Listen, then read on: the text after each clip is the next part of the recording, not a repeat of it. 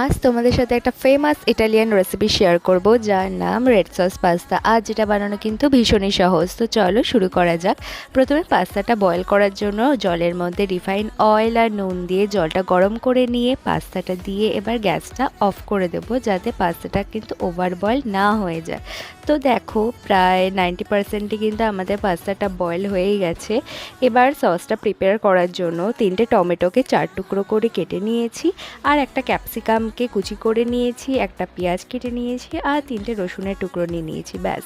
এবার প্যানের মধ্যে 2 থেকে 3 টেবিলস্পুন রিফাইন অয়েল দিয়ে কেটে রাখা টমেটো, পেঁয়াজ, রসুন আর জিরা দিয়ে হালকা ভেজে নেব। ভাজা হয়ে গেলে কুচি করে রাখা ক্যাপসিকাম দিয়ে আবারও একটু ভেজে নেব, আর দেব অল্প পরিমাণে নুন।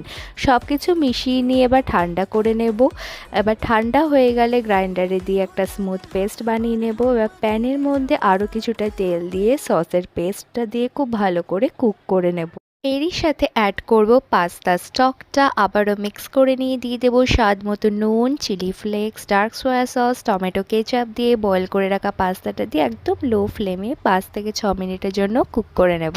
এবার সসের সাথে যখন পাস্তাটা খুব ভালো করে মিক্স হয়ে যাবে, তখন চিলি ফ্লেক্স দিয়ে সার্ভ করে নিলেই তৈরি আমাদের Italian style red sauce pasta.